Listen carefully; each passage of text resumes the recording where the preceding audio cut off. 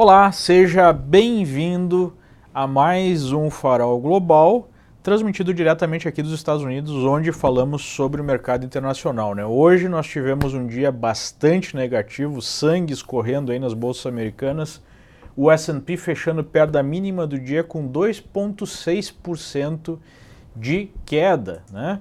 Junto com outros títulos, outros mercados, como o Nasdaq com 3,7% de queda.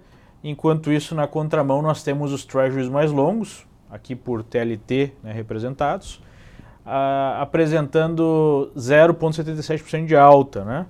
O próprio ouro apresentando aí uma alta de mais de 1%, que é bastante para um mercado que usualmente tem pouca volatilidade.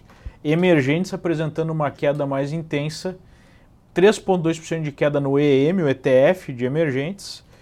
O ETF de China mais líquido, né, aqui nas bolsas americanas, o FXI, apresentando uma queda de 3,3%.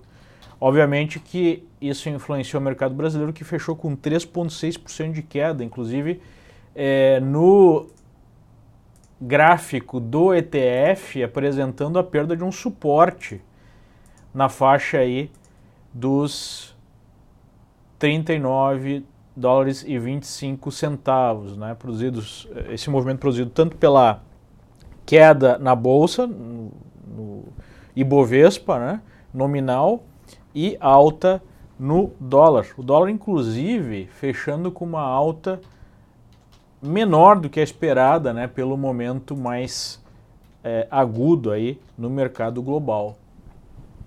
Uma alta de 0,66, fechando em 3,98 agora na finaleira do pregão. Né? Enfim, o que está por trás desses movimentos? A gente tem falado sobre isso aqui no Farol Global, mas eu acho que sempre vale a pena fazer um programa um pouquinho mais longo para explicar em detalhes a origem desse conflito entre Estados Unidos e China, os últimos, né, movimentos e o que a gente pode esperar do futuro. Né? Esse momento complexo que a gente está observando, esse momento aí de conflito entre os dois países, tem dois componentes. Tem um componente de curtíssimo prazo e tem um componente de longo prazo. O componente de curtíssimo prazo envolve a negociação do acordo comercial que tem sido forçado aí pelo Trump. Era uma promessa de campanha do Trump, a apresentação de tarifas contra a China para forçar a um acordo que fosse mais benéfico aos Estados Unidos. Né? E esse processo tem se desenrolando aí nos últimos meses. Tem se desenrolado nos últimos meses, melhor colocando. Existe um componente mais longo, né, estratégico, mais geopolítico desse movimento todo, que é a emergência da China como uma potência global. De uma certa forma, essa emergência ela aconteceu, né, e continua acontecendo por ação dos próprios americanos. Esse processo começou na década de 70, quando nós tivemos Nixon visitando, né, o presidente chinês. A China ainda naquela época um país muito, muito pobre, apesar de gigante. E a partir de então começou uma abertura, né, econômica que talvez o marco maior foi em 2001, quando a China entrou aí na Organização Mundial do Comércio. Teve dois outros exemplos, né, dos americanos trabalhando aí para a abertura comercial de países, para a construção de sociedades livres. Né? Depois da Segunda Guerra Mundial, podemos citar o exemplo do Japão e o exemplo da Alemanha, que se transformaram em grandes potências globais. Aí você pode perguntar, poxa, se os americanos já produziram algumas potências, por que agora há esse problema com a China? Basicamente, a crença na administração Nixon, né, um dos grandes arquitetos desse movimento foi o Henry Kissinger, era que a abertura econômica da China iria afastar a China do comunismo. Podemos esquecer que naquela época existia a Guerra Fria e o grande rival era a União Soviética. Então o objetivo dos Estados Unidos era afastar a China dos soviéticos, aproximar dos Estados Unidos, né, para diminuir a força então do comunismo global.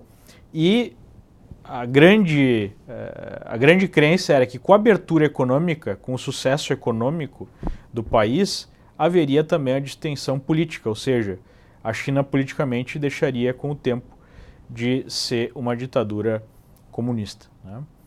O que aconteceu a partir de então foi que houve uma relação de ganho mútuo durante um longo período, porque a China ofereceu ao mundo mão de obra muito barata e diminuição de custos de produção, aumentando a eficiência da economia global nesse aspecto, mas não houve, né, aí, na mesma proporção, ou até numa proporção inversa, a abertura política, né? Na verdade, politicamente, nós temos um inimigo do Ocidente porque tem aí visão política diferente, né? Valores políticos diferentes dos valores ocidentais, o que não aconteceu, por exemplo, com a Alemanha e com o Japão.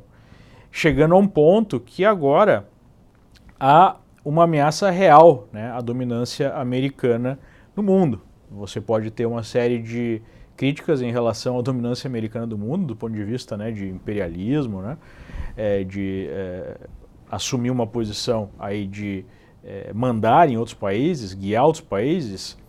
Alguns fariam explorar outros países, né, especialmente o pessoal da esquerda gosta de ter essa visão, mas o fato é que se você acha essa dominância americana ruim, imaginem o que seria a dominância de um país que tem um perfil totalitário, né? Nós já vimos outros exemplos disso na história.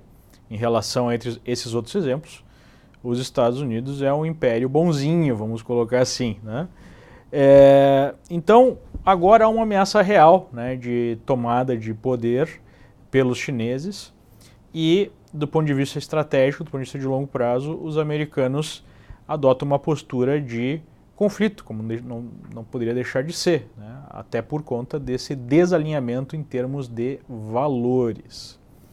Então, esse conflito ele não vai se resolver com um acordo comercial de curtíssimo prazo, mesmo que ele saia, e eu ainda acho que é muito provável que ele saia, porque no curto prazo faz sentido para os dois países chegarem a algum tipo de acordo, até porque nós temos a lógica política de curto prazo, né? O Trump quer se reeleger e isso será mais fácil, provavelmente, se ele manter a economia aquecida, o que depende de um acordo comercial.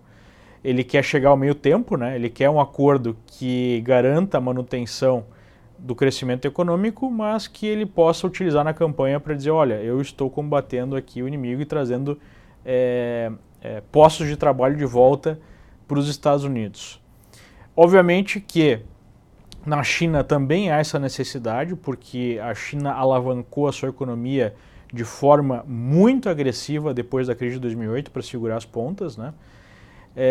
E precisa da manutenção aí dos negócios, porque senão, apesar de ser uma ditadura, você vai começar a ter uma classe média que não existia, que agora existe, fazendo pressão para a manutenção do seu status quo. Foi isso que derrubou a própria Dilma, né, o próprio PT no Brasil. Então, para o Partido Comunista Chinês é muito importante a manutenção do crescimento econômico.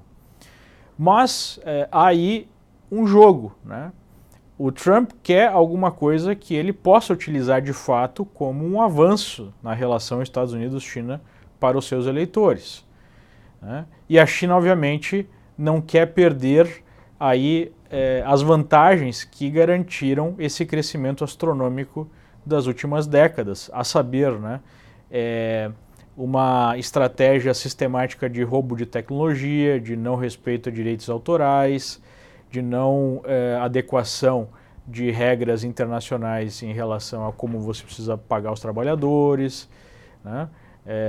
Enfim, como você trabalha aí com a abertura do seu próprio mercado, porque hoje a China é um mercado gigante, que não era no passado, então ela precisa, né, para ter o mesmo tratamento em relação a outros mercados, abrir o seu próprio mercado, coisa que hoje não existe, né? A tecnologia hoje é que manda nos negócios. É só pegar a lista aí das maiores empresas que nós temos no S&P, nós vamos ver que todas elas são empresas de tecnologia. Google, Amazon, Apple, né? Dessas, uma que tem uma presença na China é a Apple, mas uma presença limitada e que sempre sob ameaça, porque o Partido Comunista tem muito poder em relação não só ao que está na lei, mas o que está na extra-lei, né? O controle extra-legal, que é dificultar licenças, que é, de alguma forma, evitar que os negócios de uma determinada empresa prosperem. Não esqueçam, né? O próprio Google entrou na China, teve que sair porque não aceitou fazer o tipo de censura que o Partido Comunista queria. Uber entrou no país e envolveu, teve que sair, outra empresa assumiu. A Embraer é um outro exemplo, né? Investiu numa parceria com os chineses, foi expulso, os chineses pegaram parte da tecnologia e tocam a empresa por conta, né?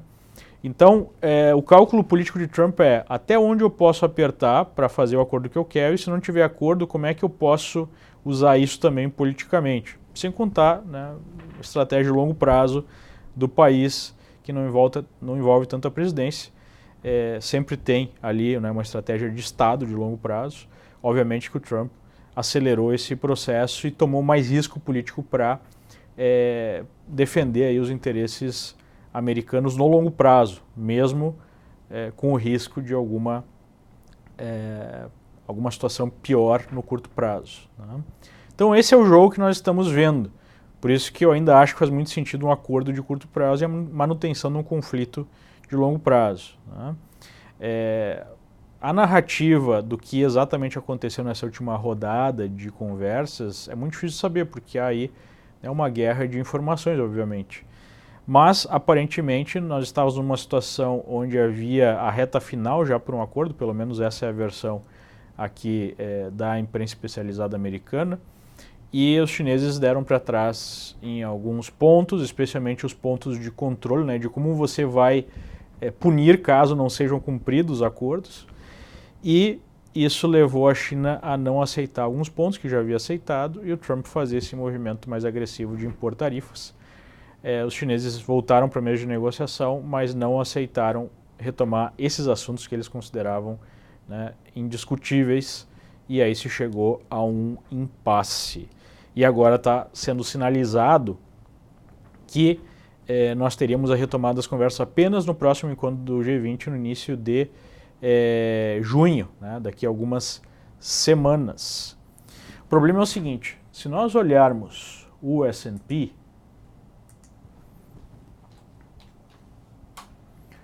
nós veremos que o que produziu essa mudança de movimentação aqui, essa mudança da tendência de baixa na última queda forte que o mercado fez, né, o que produziu essa reversão foi exatamente o anúncio de Trump que estaria abrindo conversas com os chineses. A distância entre onde nós estávamos aqui e onde nós estamos hoje é de 20%. Né?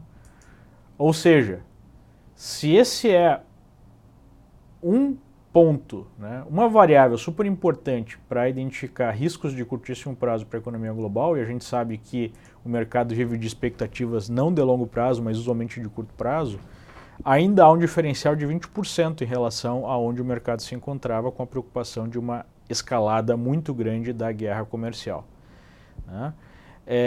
Nos últimos dias, na semana passada, o mercado estava dando sinais de que acreditava, né, numa estratégia de negociação do Trump para fazer o acordo ser aceito, o acordo ser assinado.